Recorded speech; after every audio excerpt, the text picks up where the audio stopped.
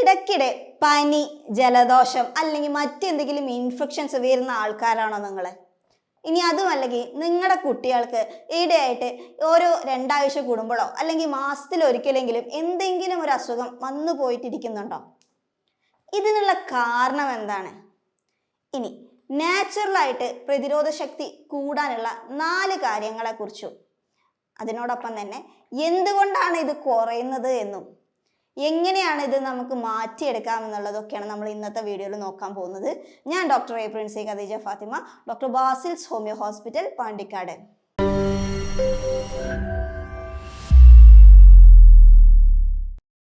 ഇന്ന് നോക്കിക്കഴിഞ്ഞാൽ ഏറ്റവും കൂടുതൽ പ്രത്യേകിച്ച് കുട്ടികളിൽ അല്ലെങ്കിൽ മുതിർന്ന ആൾക്കാർക്ക് അല്ലെങ്കിൽ നല്ല പ്രായമുള്ള ആൾക്കാർക്കാണെങ്കിലും ശരി പെട്ടെന്ന് അസുഖം വരിക, പനി പിടിക്കുക അല്ലെങ്കിൽ വേറെ എന്തെങ്കിലും ഒരു ഇൻഫെക്ഷൻ ആയിട്ട് എന്നും അസുഖം മാറിയിട്ട് ഒരു ദിവസം ഇല്ലാത്തൊരവസ്ഥ അല്ലേ?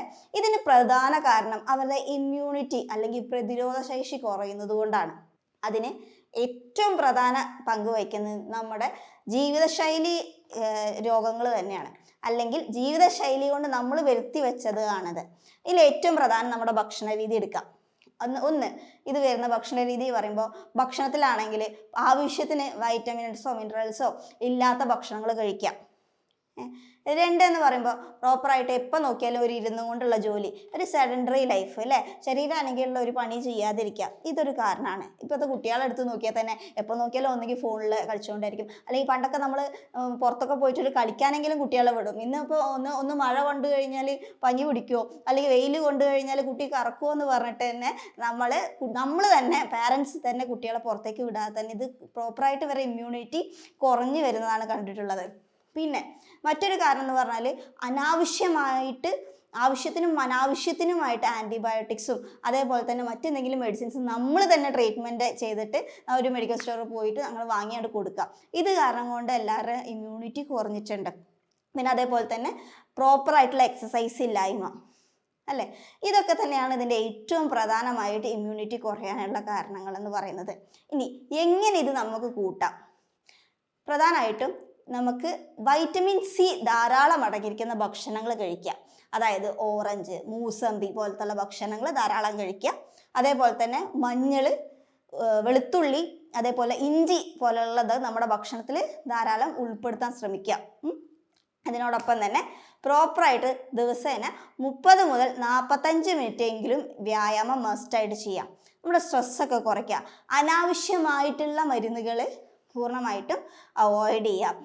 നിങ്ങൾക്കൊരു അസുഖം വന്നാൽ ഒന്നെങ്കിൽ നാച്ചുറലി നിങ്ങൾക്ക് വീട്ടിൽ നിന്ന് ട്രീറ്റ്മെൻറ്റ് ചെയ്യാം അല്ലേ. നിങ്ങൾക്കൊരു ഇൻഫ്ലമേഷൻ വരികയാണെങ്കിൽ ഇപ്പോൾ ഒരു ശകലം മഞ്ഞൾ വെള്ളം കുടിക്കുന്നതുകൊണ്ട് കുഴപ്പമില്ല, അല്ലെങ്കിൽ കുരുമുളക് ഇട്ടിട്ട് തിളപ്പിച്ച വെള്ളം കുടിക്കുന്ന അല്ലെങ്കിൽ ഇഞ്ചിട്ട് തിളപ്പിക്കുന്ന വെള്ളം നാച്ചുറലി ചെയ്യാൻ പറ്റുന്ന സാധനങ്ങൾ ചെയ്യുന്നതുകൊണ്ട് കുഴപ്പമില്ല. പക്ഷേ ഒരു മെഡിസിൻ ആയിട്ട് നിങ്ങൾ പുറത്തുനിന്ന് എടുക്കുമ്പോൾ തീർച്ചയായിട്ടും ഒരു ഡോക്ടറിൻ്റെ കൺസൾട്ട് ചെയ്തതിന് ശേഷം മാത്രം അത് ആവശ്യമായ ഘട്ടത്തിലാണോ ആ മരുന്ന് കഴിക്കുന്നതെന്ന് ഉറപ്പ് വരുത്തിയിട്ട് മാത്രം കഴിക്കുക. ഓക്കെ, കുറേ അനാവശ്യമായിട്ടും ആവശ്യത്തിനും അനാവശ്യത്തിനും മരുന്ന് കഴിക്കുമ്പോൾ നിങ്ങൾക്ക് പ്രോപ്പറായിട്ടൊരു അസുഖം വന്നാൽ പോലും പിന്നെ ഈ മരുന്ന് എഫക്റ്റ് ചെയ്യാത്തൊരു ഘട്ടത്തിലേക്ക് പോകും. ഓക്കെ, പിന്നെ എക്സസൈസിൻ്റെ കാര്യം പറയാം. സ്ട്രെസ്സിൻ്റെ അളവ് കുറയ്ക്കുക, ഇത്രയാണ് പ്രധാനമായിട്ടും നമുക്ക് ചെയ്യാനുള്ളത്. പിന്നെ അതേപോലെ തന്നെ ഉറക്കം, അത് മസ്റ്റായിട്ടുള്ള കാര്യമാണ്. നമ്മുടെ ശരീരത്തിൽ ഉണ്ടാവുന്ന റിപ്പയർ പ്രോസസ്സൊക്കെ നടക്കും നമ്മൾ ഉറങ്ങുന്ന സമയത്താണ്. അപ്പം നിർബന്ധമായിട്ടും 7 മുതൽ 9 മണിക്കൂർ നിങ്ങൾ ഉറങ്ങി എന്ന് ഉറപ്പ് വരുത്തുക. അതേപോലെ തന്നെ സ്ട്രെസ്സ് കുറയ്ക്കാനായിട്ട് മെഡിറ്റേഷനും അതേപോലെ തന്നെ യോഗ തുടങ്ങിയ കാര്യങ്ങളൊക്കെ നിർബന്ധമായും ചെയ്യുക. പിന്നെ അതേപോലെ തന്നെ പ്രോപ്പറായിട്ട് നിങ്ങളുടെ ശരീരഭാരത്തിനനുസരിച്ചിട്ടുള്ള വെള്ളം നിർബന്ധമായും കുടിക്കുക. ഓക്കെ, അതായത് 20 കിലോക്ക് 1 ലിറ്റർ വെള്ളം എന്നുള്ള രീതിയിൽ കുടിക്കുക. ഓക്കെ, ഇനി നെക്സ്റ്റ്, ഇത് നമുക്ക് പ്രതിരോധ ശേഷി കുറഞ്ഞതാണ് നമ്മുടെ പ്രശ്നം എന്ന് എങ്ങനെ നമുക്ക് തിരിച്ചറിയാം എന്നുള്ളതാണ്. അതിൽ ഏറ്റവും പ്രധാനം നമ്മൾ നേരത്തെ പറഞ്ഞ പോലെ തന്നെ നിങ്ങൾ രാവിലെ എണീക്കുമ്പോൾ ചിലപ്പോൾ നിങ്ങൾക്ക് കണ്ണ് തുറക്കാൻ പറ്റാത്തൊരവസ്ഥ, അത്രയും ക്ഷീണം, ശരീരം ഫുൾ എപ്പോഴും വേദന, ഒരു കാര്യത്തിൽ കോൺസെൻട്രേറ്റ് ചെയ്യാൻ പറ്റാതെ വരിക, ഇടക്കിടക്കുള്ള പനി, ജലദോഷം അല്ലെങ്കിൽ എന്തെങ്കിലുമൊക്കെ ആയിട്ട് ഇൻഫെക്ഷൻസ് വന്നുകൊണ്ടിരിക്കുക, എപ്പോഴും ആശുപത്രിക്ക് പോകാൻ തന്നെ സമയമുള്ളൂ, അല്ലെങ്കിൽ നമുക്ക് ഒന്നിനും കോൺസെൻട്രേറ്റ് ചെയ്യാൻ പറ്റാത്തൊരവസ്ഥ, ഇങ്ങനത്തെ ഒക്കെ വരുന്ന സമയത്ത് തീർച്ചയായിട്ടും നിങ്ങൾ ഇത് നിങ്ങളുടെ ഇമ്മ്യൂണിറ്റി കുറഞ്ഞതുകൊണ്ടാവാം. സോ നമുക്ക് ഏറ്റവും കൂടുതൽ ഹെൽപ്പ് ചെയ്യുന്ന, നമ്മൾ പറഞ്ഞു നേരത്തെ, ഇതിനുള്ള ഹെൽപ്പ് ചെയ്യുന്ന ഭക്ഷണം എന്ന് പറഞ്ഞാൽ വൈറ്റമിൻ സി ധാരാളം അടങ്ങിയിരിക്കുന്ന ഭക്ഷണങ്ങൾ കഴിക്കാം. അതായത് പിന്നെ അതേപോലെ തന്നെ വൈറ്റമിൻ ഡി നിങ്ങൾക്ക് കിട്ടുന്നുണ്ടെന്ന് ഉറപ്പ് വരുത്തുക. അതായത് ഒരു ദിവസം ഒരു 10 to 15 മിനിറ്റ് എങ്കിലും എന്താണ് വെയിൽ കൊള്ളുക. അപ്പോൾ കുറച്ച് പാരൻസൊക്കെ എന്താ ചെയ്യുക, കുട്ടികളൊക്കെ ഒന്ന് കുറച്ചൊക്കെ വല്ലപ്പോഴെങ്കിലും ഒരു 45 മിനിറ്റ്സ് എങ്കിലും ഒന്ന് കളിക്കാനൊക്കെ വിടുക. ഓക്കെ, കുറച്ച് മണ്ണിലും കുറച്ച് വെയിലും ഒക്കെ കൊണ്ടിട്ട് കളിക്കട്ടെ, അതിൽ തന്നെ ഇമ്മ്യൂണിറ്റി ഒക്കെ കിട്ടിക്കോളും. ഇത് പലപ്പോഴും അങ്ങനത്തെ ഒരു സിറ്റുവേഷൻ വന്നിട്ടുണ്ട്. പലപ്പോഴും നമ്മൾക്ക് തന്നെ ഒരു കൺസൾട്ടേഷന് വന്നൊരു പേഷ്യൻ്റ്, ആ കുട്ടി ഒന്നുകിൽ വീട് വിട്ട സ്കൂൾ ഇൻ്റർനാഷണൽ സ്കൂളിലാണ്, അവിടെ AC. ഇനി സ്കൂൾ വിട്ട് കഴിഞ്ഞാൽ നേരെ കാറിലേക്ക് കയറും, അവിടെയും AC മാത്രം. ഇനി തിരിച്ചു വന്നു കഴിഞ്ഞാൽ കുട്ടീനെ ഒന്ന് കളിക്കാൻ വിടില്ല, അല്ലെങ്കിൽ ഒരു വെയിലത്ത് വിടില്ല. അപ്പോൾ ഫസ്റ്റ് ആ കുട്ടിക്ക് നമുക്ക് ചെയ്യാണ്ട ഏറ്റവും വലിയൊരു ട്രീറ്റ്മെൻറ്റ് പറഞ്ഞാൽ ഒന്ന് നിങ്ങൾ പുറത്തേക്ക് വിടൂ, ഒന്ന് ശുദ്ധമായെങ്കിലും ശ്വസിക്കട്ടെ, അതല്ലെങ്കിൽ ഒന്ന് വെയിലത്ത് കളിക്കാൻ പോകും. അങ്ങനെ അഡാപ്റ്റഡ് ആകുമ്പോഴേ നമുക്ക് ആ ഒരു പ്രതിരോധം കിട്ടുള്ളൂ. ഇപ്പോൾ നമ്മൾ തന്നെ അടച്ചു കൂട്ടി ഇരുന്നിട്ട് അത് കിട്ടണം എന്ന് പറഞ്ഞിട്ട് കഴിഞ്ഞാൽ ഒന്നും അസുഖം തന്നെ ആയിരിക്കും. ഒന്നിനോട് നമ്മുടെ ശരീരം നാച്ചുറലി അഡാപ്റ്റേഷൻ ചെയ്യില്ല. ഓക്കെ, അപ്പോൾ അത് ഒക്കെ ചെന്ന് ശ്രദ്ധിക്കുക. പിന്നെ നമുക്ക് എന്താണ്, ധാരാളം വൈറ്റമിൻസും മിനറൽസും അടങ്ങിയിരിക്കുന്ന ഭക്ഷണങ്ങൾ നമുക്ക് പ്രോപ്പറായിട്ട് കിട്ടുന്നുണ്ട് എന്ന് ഉറപ്പ് വരുത്തുക. ഇത് കുറയുന്നതിന് ചില കാര്യങ്ങളും കൂടി ഒരു ഘടകമാണ്. അതിൽ ഒന്നാണ് ആൽക്കഹോൾ, സ്മോക്കിങ്. പിന്നെ നമ്മൾ പറഞ്ഞ പോലെ തന്നെ ഭക്ഷണത്തിൽ, അതായത് ധാരാളം ഫാസ്റ്റ് ഫുഡ്സും അതേപോലെ തന്നെ ബേക്കറി ഐറ്റംസ്, അതേപോലെ ഇപ്പോൾ അങ്ങനത്തെ ഒക്കെ ഉണ്ടാവില്ല, ഇപ്പോൾ പാക്ഡ് ഫുഡ്സൊക്കെ, അതായത് ചിപ്സ്, ബിസ്ക്കറ്റ് ഒക്കെ. ഒരു കുട്ടി ഒരു വിശന്ന് വരുവാണെങ്കിൽ ഇപ്പോൾ കുറേയൊക്കെ നമ്മുടെ പാരൻസിൻ്റെ ഭാഗത്തുള്ള തെറ്റ് തന്നെയാണ്. കാരണം എന്താണെന്ന് വെച്ച് കഴിഞ്ഞാൽ ഇപ്പോൾ ഒരു കുട്ടി പലപ്പോഴും നമ്മൾ തന്നെ നേരിട്ട് ഇന്ന് സൊസൈറ്റിയിൽ കാണുന്നതാണ്.